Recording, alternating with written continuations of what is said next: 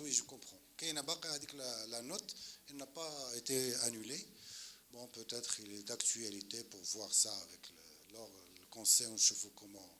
Si vous avez tous les éléments, donc automatiquement, on peut abandonner le principe. À charge pour vous, bien sûr, de suivre l'opération.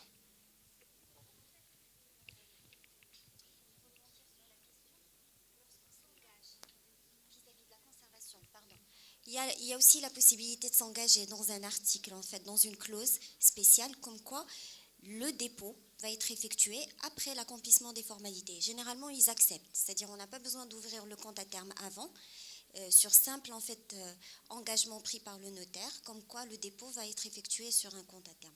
Par ailleurs, je voudrais juste revenir sur les financements en devises, mais qui sont justifiés. Ça suppose qu'une fois l'opération terminée, les impôts payés, on peut remettre le chèque à l'intéressé qui se présentera à la banque pour pouvoir transférer son argent. Merci. Et comme question, une fois l'opération a été finalisée, on obtient bien sûr préalablement le quitus fiscal, l'attestation de paiement des impôts. Quand la question de le redressement, au cas où il y a un redressement, alors que le chèque a été déposé compte à terme, est-ce que le notaire doit attendre la TPI ou le redressement d'il est là ou là c'est pas le.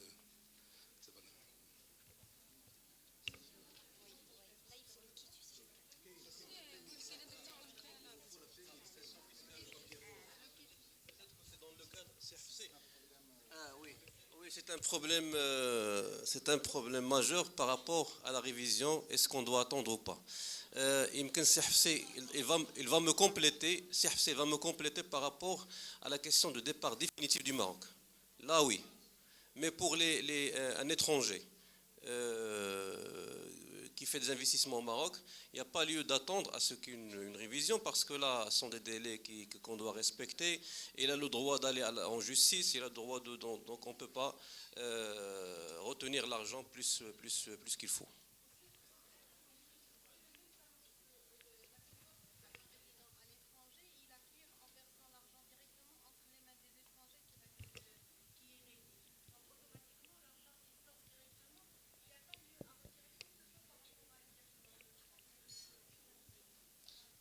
On va y arriver avec les sessions, comment on fait les sessions. Mais bon, c'est vrai que c'est une bonne question, a dit le fisc. Normalement, l'administration fiscale doit avoir un délai raisonnable pour traiter les cas. Bon, un investisseur, il ne va pas attendre l'administration après 3 mois ou 4 mois.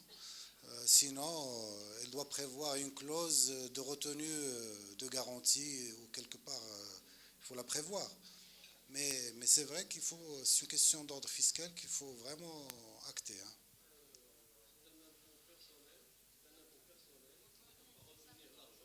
Oui, oui. L'administration fiscale doit assumer sa responsabilité, réagir rapidement et trouver une solution à ce. Il n'est pas sûr qu'il y aura révision. Mais, mais c'est des petits montants de toute façon. Bon, même la révision.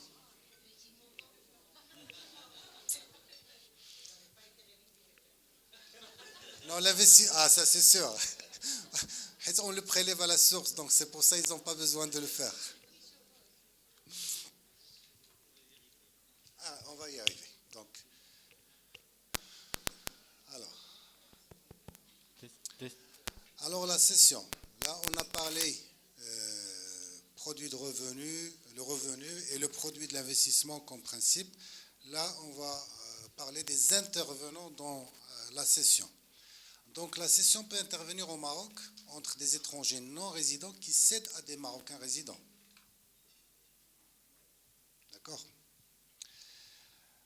Automatiquement, il y a transfert auprès de la banque si le bien a été financé en devise. Donc elle dit, je vais la répéter. Si vous avez les justificatifs, vous passez à la banque et vous transférez. Sinon, c'est le compte à terme. On va y arriver, le compte à terme.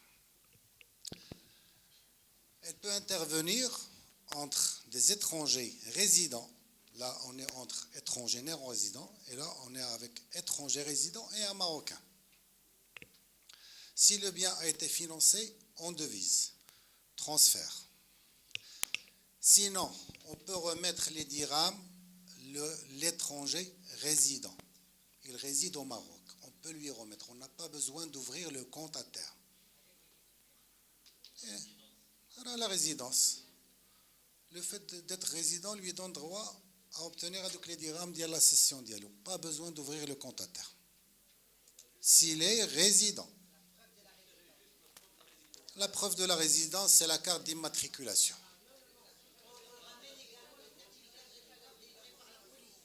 Oui. La carte d'immatriculation, elle est... Oui, bien sûr. La carte. Donc, Par rapport à on fait un peu de benchmark. Et j'ai vu hier l'arrêt de la Cour de cassation par rapport à un notaire qui s'est assuré de la carte de la résidence, carte séjour, c'est ça, de la résidence de. Mais il a omis de voir quelle est la résidence fiscale.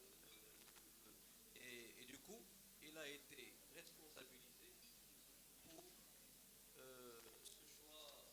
ce choix qui n'a pas été. Donc là, la problématique de la résidence fiscale par rapport à la résidence.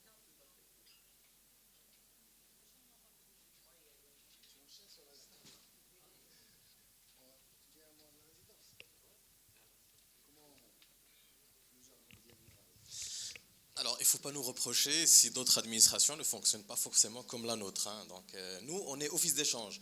Notre domaine de compétence, c'est la réglementation d'échange. Ça s'arrête là. Nous, on n'est pas l'administration fiscale et on n'est pas le cadastre ni la conservation foncière. Cette question de résidence fiscale, nous, on s'y colle parce que quelque part, il y a une relation résident-non-résident. Nos textes de loi parlent de Marocains résidents sans en définir la consistance. Ce que c'est qu'un Marocain résident, ce que c'est qu'un étranger résident. Et donc, dans notre texte de loi qu'on a proposé, il y a deux textes de loi, peut-être bien qu'on en parlera tout à l'heure. Il y a deux textes de loi. Le premier porte sur l'organisation elle-même de l'office d'échange, une nouvelle organisation. Et le deuxième sur les opérations de change. Et donc, dans ce texte, nous avons introduit la notion de résidence fiscale. Et donc, on colle à la résidence fiscale qui est définie par le Code général des impôts, suivant 3 critères. Le premier, c'est le domicile, le foyer d'habitation permanente, pardon. Le foyer d'habitation permanente, donc là où la personne a son ménage, son conjoint, les enfants, etc. Des fois, nous avons des personnes dont le premier critère de foyer d'habitation permanente ne permet pas d'établir est-ce qu'il est résident ou non. Et donc, dans ce cas, on passe au deuxième critère. Le deuxième critère, c'est le centre des intérêts économiques. On a une personne qui peut avoir plusieurs centres d'intérêt économiques, mais c'est le pays dans lequel on génère les revenus les plus importants. Alors, il y a des cas où ces deux critères ne permettent pas d'établir la résidence fiscale. Dans ce cas-là, on passe à un troisième critère. Alors, le troisième critère que beaucoup de gens imaginent que c'est le premier, c'est les 6 mois. C'est les 182 jours plus 1 jour. C'est 6 mois plus 1 jour. Donc, c'est le pays dans lequel on passe le clair de son temps. C'est comme ça que c'est défini. Et puis, comme c'est une notion fiscale, il y a d'autres conventions fiscales de non-double imposition qui rajoutent 2 autres critères. Donc, c'est généralement rare de ne pas définir, de ne pas établir la résidence suivant ces 3 critères. Si c'est le cas, et c'est vraiment très rare, on passe à 2 critères supplémentaires. C'est prévu par certaines conventions, pas toutes. Le Code général des impôts ne parle que de ces 3 critères. Donc, ces conventions prévoient un 4e critère qui est la nationalité. Et puis un 5e critère, enfin c'est pas vraiment un critère, il renvoie sur l'arbitrage des administrations fiscales. Parce qu'in fine, c'est de souveraineté fiscale dont il s'agit. Voilà tout ce qui concerne la résidence fiscale.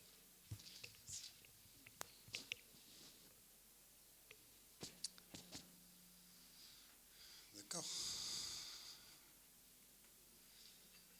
Donc, succession.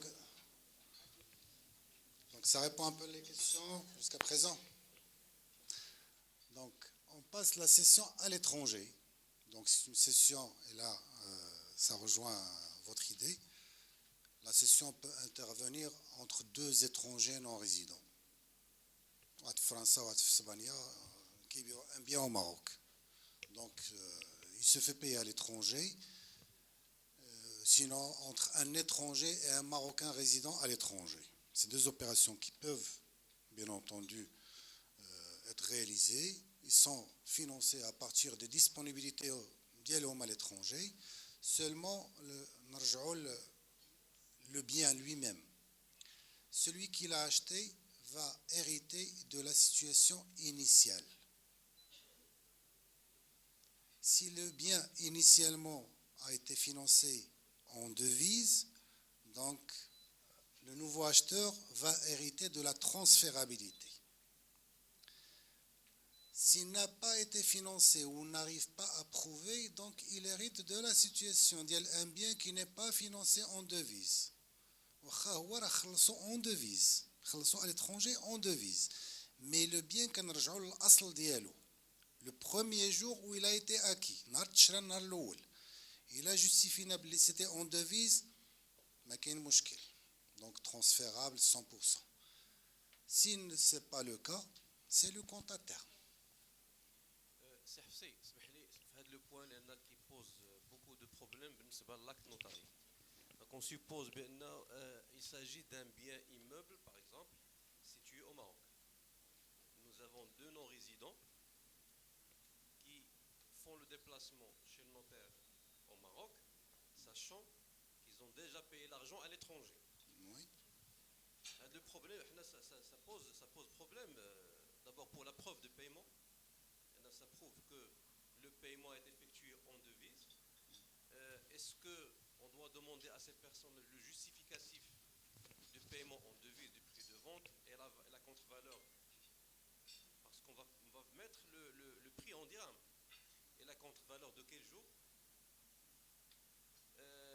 Là, on se contente que le paiement a été effectué directement, on avait la comptabilité, chose classique.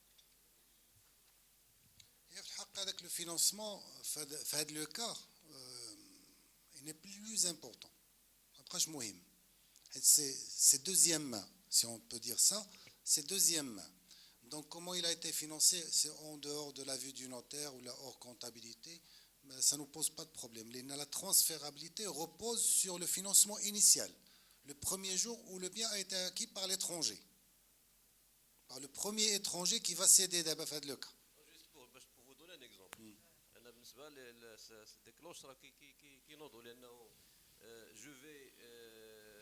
c'est un acte de corruption, je vais faire un acte de corruption à l'étranger, je vais payer quelqu'un à l'étranger, ça se fait beaucoup, je vais payer quelqu'un, je vais pas le payer, c'est-à-dire je vais dire qu'il a été payé, et en contrepartie je vais lui donner un immeuble. Corruption en matière des élections, corruption en matière de pot de vin, etc., etc., etc. C'est ça le vrai problème pour le notaire dans ce genre de contrat. Et c'est rare qu'on passe ce genre de contrat de cette manière. La réglementation. Je peux répondre. En fait, ça dépasse la réglementation d'échange. Nous, ce qui nous importe en tant que garant du respect de la réglementation d'échange, c'est cette relation transfert du montant initialement investi. Et donc, quand il y a un règlement étranger entre étranger, la réglementation d'échange le permet, l'admet et garde ou accorde au nouvel acquéreur les mêmes droits et les mêmes obligations que ceux du vendeur. Et donc, ça, bien entendu, comme je l'ai dit tout à l'heure, c'est des réglementations, c'est des législations qui sont valables par ailleurs, mais ça ne concerne pas forcément la réglementation d'échange.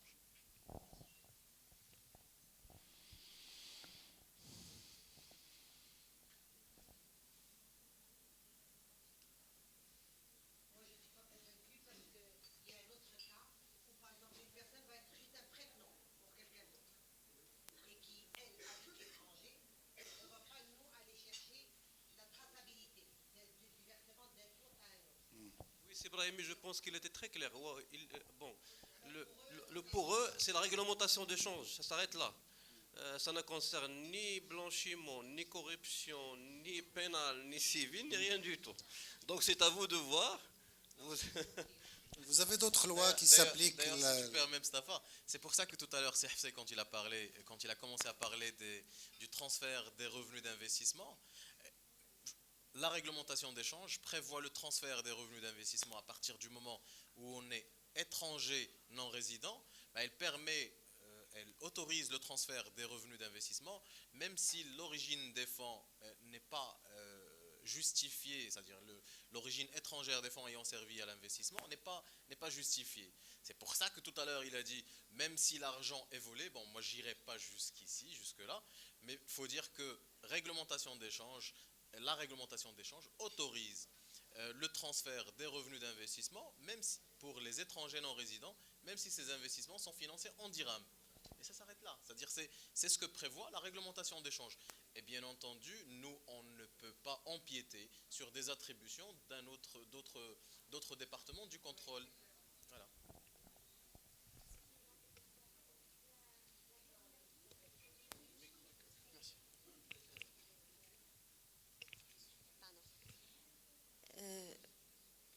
La dernière ligne, il y était écrit en fait frais, impôts et taxes, financement en devises. Voilà. C'est-à-dire.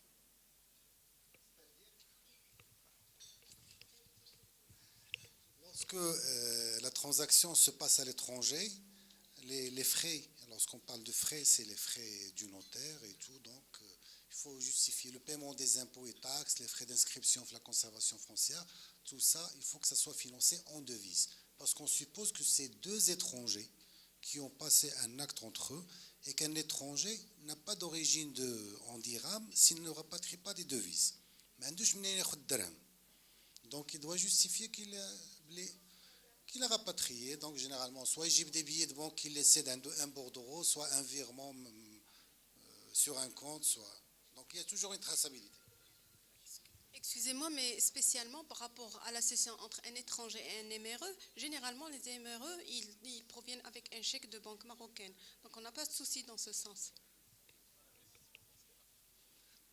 Non, les MRE, bon, le Marocain résident à l'étranger,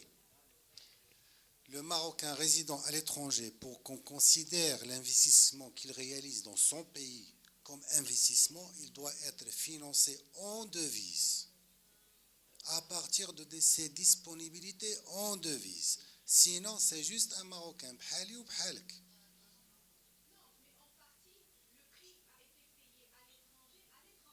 En devises, donc, ouais.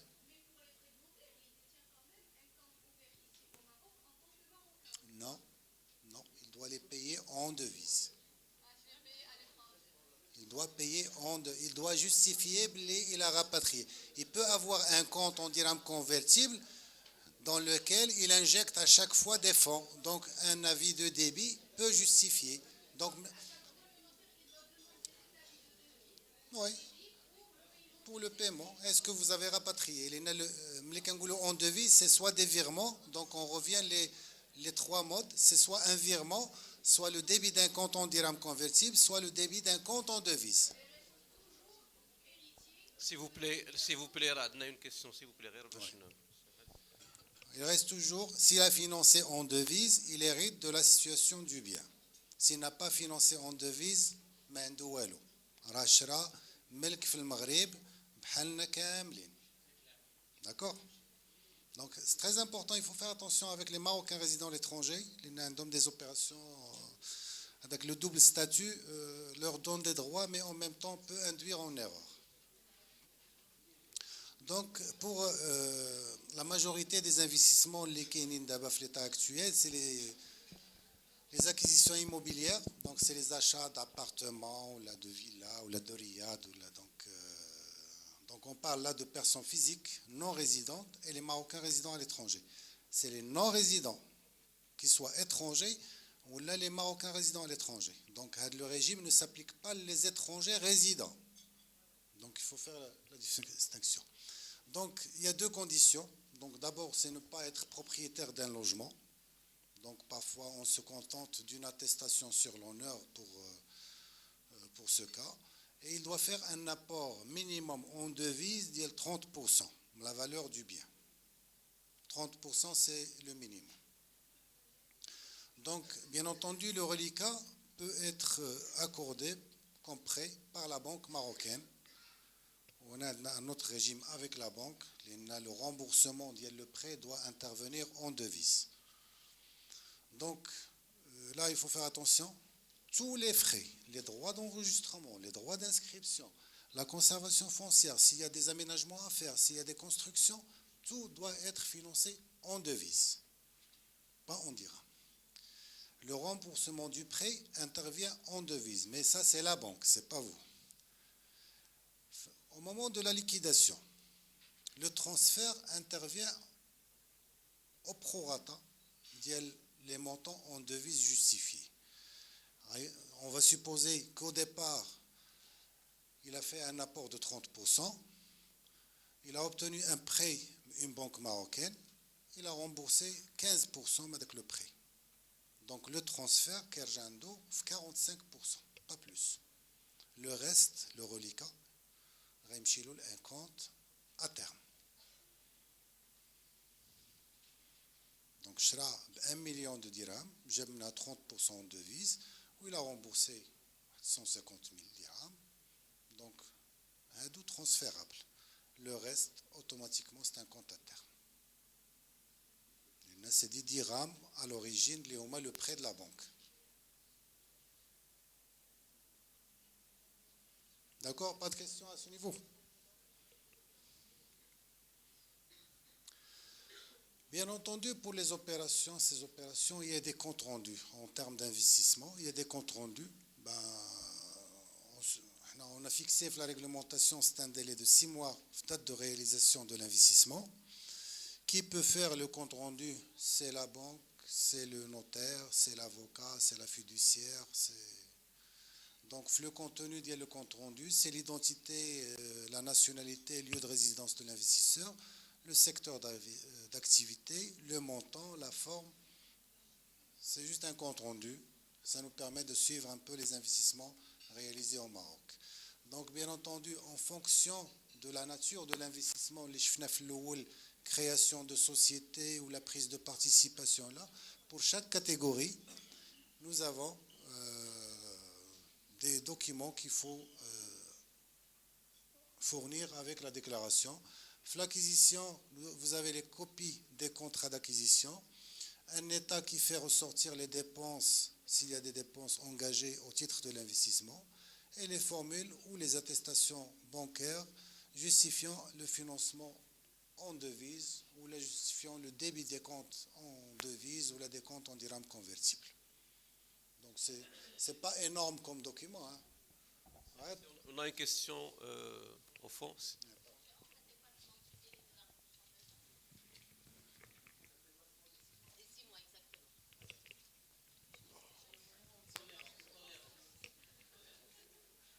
Pour le moment, on ne tient pas rigueur le dépassement de le délai, mais ça nous permet de suivre les investissements étrangers.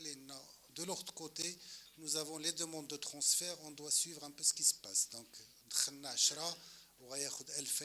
on trouve que ce n'est pas normal. Donc c'est pour ça qu'on doit toujours faire les états comparatifs. On a tout un service qui s'occupe de ça pour suivre les investissements étrangers. Est-ce qu'ils sont rentables? Je nomme les origines de les fonds, je nomme les pays intéressés par le Maroc. Ça rentre, ça dépasse juste une déclaration. Pour nous, l'analyse des documents, ça dépasse juste la déclaration au cours de l'investissement.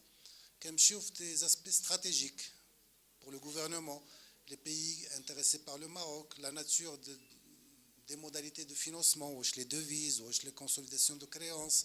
Il y a des consolidations de créances avec des pays qui ont des commerces. On chauffe avec les opérations.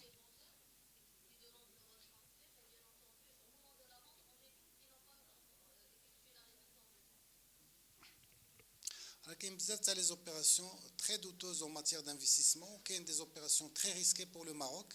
L'investissement, il n'y a pas que les opérations immobilières que vous traitez, il y a également les investissements la bourse qui sont très très risqués. Donc c'est considéré comme des investissements bhalado. Il y a les prises de participation, les sociétés parfois qui sont stratégiques. Donc ça nous interpelle à être vigilants. لان المغرب الحمد لله دابا il y a une stabilité. Bon, كما قال السي ابراهيم c'est pas pour vous faire peur mais notre pays محسود entre guillemets. Bon, nous avons une stabilité, nous avons un niveau de croissance satisfaisant, alhamdoulilah, Allah يدوم هذا الشيء. Donc automatiquement nous avons des ennemis. Où les ennemis, les moyens sont bons. Il n'y a pas que la guerre, il n'y a pas que l'arme qui va faire mal. Il y a également l'aspect économique et ça fait très mal. Donc, garde les aspects, ça interpelle le gouvernement à prendre des mesures de vigilance.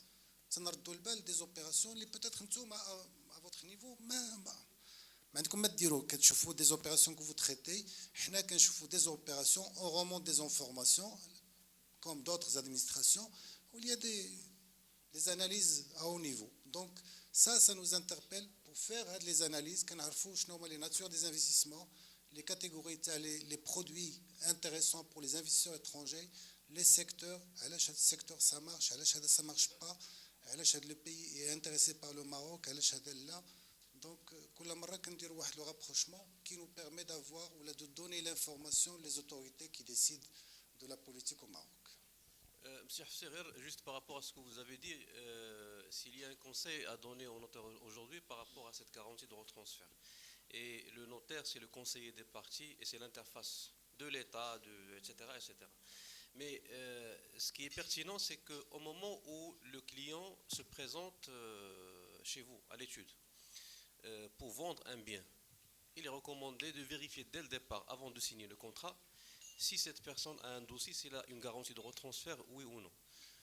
Il a un droit à l'information. Et l'information, c'est ça l'information qui est un droit constitutionnel, c'est l'information. C'est-à-dire lui dire, voilà, il faut pour que je puisse transférer votre argent en fin de compte, en fin d'opération, il doit y avoir qu'on prépare, qu'on aura un peu de temps pour préparer un dossier de transfert d'argent et vous allez m'aider à avoir les documents pour pouvoir vous transférer l'argent avant de pouvoir signer.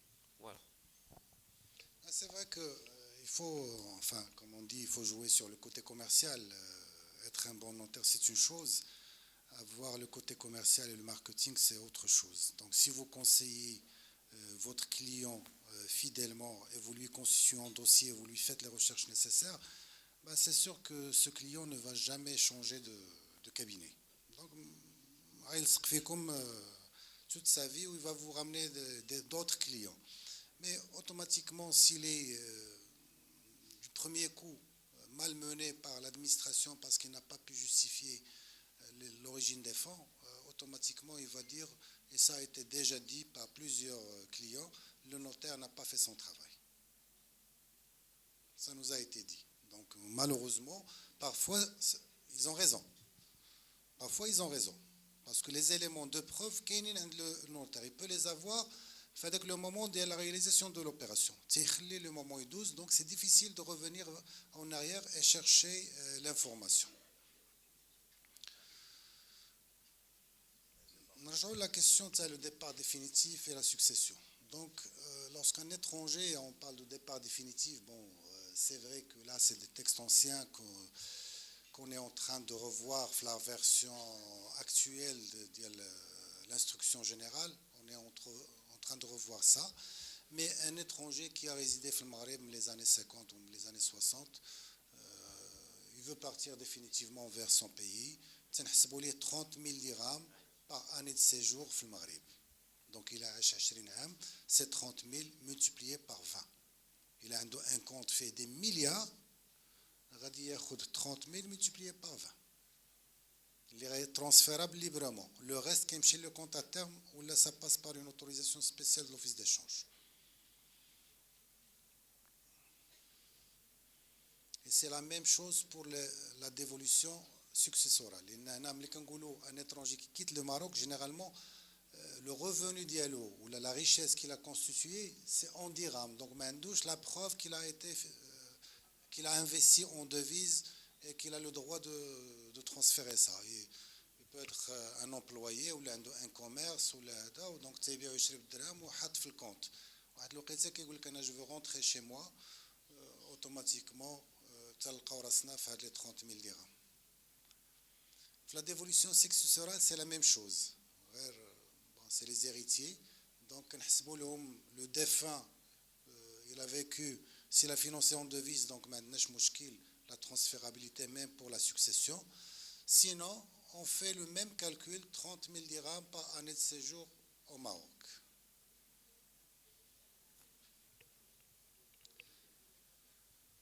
Les Marocains ont le droit. Les Marocains résidant à l'étranger, s'ils n'ont pas financé en devise, donc la succession, ce qu'on appelle actuellement la 3e génération, 4e génération, ils ne sont pas intéressés par le Maroc. Donc, quand les parents disent qu'ils ont une bled au Maghreb, comme on dit, il n'a pas le droit. Ça n'a pas été financé en devise au départ, donc il ne peut pas avoir droit à ça.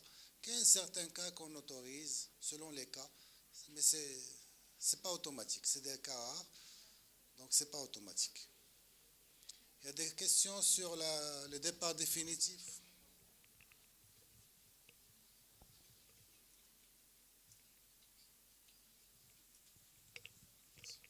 Merci. Bonjour. Ma question, un Israélien, Yahoudi, Maghribi, qui vit au Canada, au départ, il a acheté un bien au Maroc. C'était un Marocain. La succession d'Yaloum est régie par une loi marocaine. Qui est au Canada, j'avais un bien au Maroc. Alors, je vois le sort de cet argent. Oui, à loger, c'était un Marocain. Et c'était la nationalité d'origine, marocain. Alors, madame, est-ce que c'était un Marocain? Il ne l'est plus, parce qu'à ma connaissance, la nationalité marocaine, on la garde pour toujours, un principe de l'allégeance perpétuelle. Et donc, à partir du moment où c'est un Marocain, quelle que soit sa confession, c'est la réglementation qui lui est applicable et celle qui s'applique à tous les Marocains. Donc, il n'y a pas de transfert de succession. Non, madame. Même s'il n'est pas résident, Sehfsi a bien expliqué comme quoi ces transferts au titre des dévolutions successorales ne concernent que les étrangers. Les Marocains qui soient résidents au Maroc ou à l'étranger n'ont pas droit à cette disposition. Bien entendu, quand on dit qu'ils n'ont pas droit à ces transferts, c'est-à-dire de manière directe via le système bancaire. S'il y a un besoin, ils peuvent toujours demander des autorisations à l'office d'échange et ils n'ont qu'à argumenter. Et c'est des opérations qu'on peut autoriser, mais au cas par cas.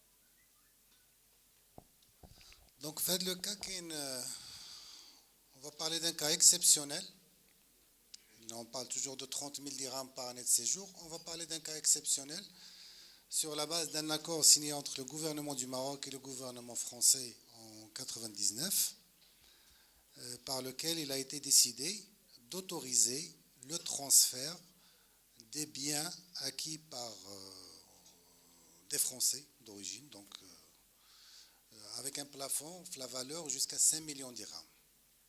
Donc les biens doivent être acquis avant le 1er juin 1999. Donc l'homme qui est au l'accord, jusqu'à 5 millions de dirhams, même s'ils ne sont pas financés en devise, ils sont transférables librement. Mais c'est juste les Français. Donc les Français, de souche, mais bon, qui ont une attestation, c'est des Français d'origine, bien les franco-français, oui. Enfin, tout ce qui n'est pas marocain.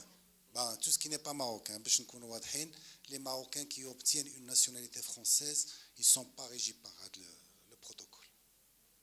Les autres, mais Maghrabi, non. Maghrabi, il a la nationalité, mais il ne le canon. Donc, il y a une attestation, les autorités françaises, de la nationalité, jusqu'à un plafond de 5 millions de dirhams. Mais je précise que ce sont les biens acquis avant le 1er juin 1999.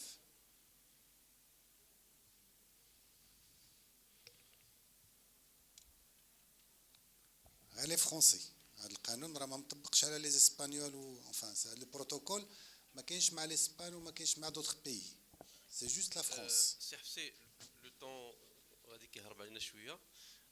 يمكن عندي une question, on va retourner un tout petit peu en arrière. C'est par rapport à l'investissement financé par des banques étrangères. Un investisseur qui vient faire un projet au Maroc, il a investi une partie de ce projet moyennant rapatriement de devises dans la source et c'est un prêt financé par une banque étrangère. Alors comment, au moment de la vente, il passe chez le notaire, comment faire pour, est-ce que on s'appuie sur la garantie de transfert et transférer comme ça, ou bien il y a une disposition particulière à qui on doit faire attention? Merci. Là, l'opération fait deux volets. Fait un volet investissement et un volet prêt avec la banque. Le prêt, il est contracté, il est remboursé selon l'échéancier et les conditions de prêt, qu'on vérifie par ailleurs selon le taux appliqué sur le prêt. Donc, qu'on a au même niveau que le taux Libor ou le Pibor, plus 1. Mais l'investissement, il reste investissement. Donc maintenant, du moment que le financement intervient par un prêt, il n'y a aucun problème. Bon, ça rentre les facilités.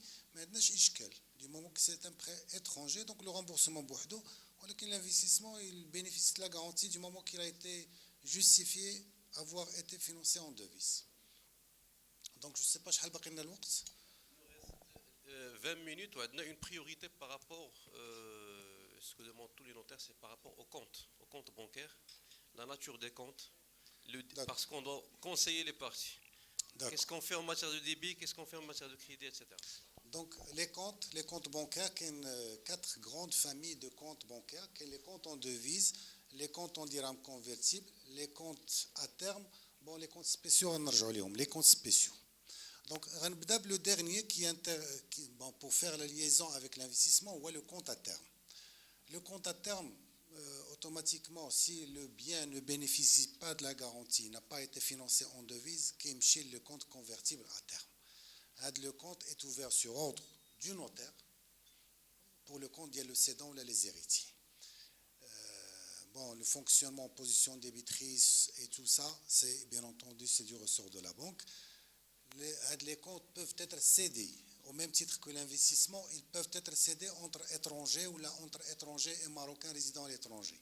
Seulement le marocain résident à l'étranger, mais les kichri, le compte, avec le flux, ils sont plus transférables. ما كيبقاش لان في الاصل ما تحطوا في هذاك لو كونت غير parce qu'ils ne sont pas transférables. Donc si un marocain résident à l'étranger achète le compte, donc il ne peut pas transférer. Le compte, ça doit devenir des dirhams tout court. Donc la transférabilité, et ça c'est un problème au crédit du compte, bien entendu, c'est le produit de la cession ou de la liquidation, bien sûr, moins les charges et les impôts, donc on parle d'un net. Les intérêts, s'ils sont générés, les dépôts à fond, ou là les produits de placement. Au flux débit, c'est le transfert selon les conditions réglementaires, ou là les dépenses au Maroc, ou là il le débite pour faire des placements au Maghreb. D'accord? Donc la transférabilité, c'est 25%. C'est le 25% date d'anniversaire d'ouverture du compte. Il est le 17 juin 2015. Le premier transfert intervient en 2016. Le 17 juin 2016, il charge 25%. 4 annuités. Il peut écourter à de la durée en débitant le compte, en faisant un investissement qui rejoint la transférabilité sur 2 ans. Il a chargé flousso ou dans l'investissement, le produit du nouveau investissement après 2 ans, il est transférable librement. D'accord, ما يبقاش يستنى 4 سنين. يعاود يخرجهم يمشي يشري واحد الدار ومن بعد عام يبيعها ويخرجها. كلها. Après 2 ans, il gagne 2 ans. Donc, il gagne 2 ans, احنا كنربحوا معاه هذاك l'investissement. Donc, s'il investit, il gagne 2 années.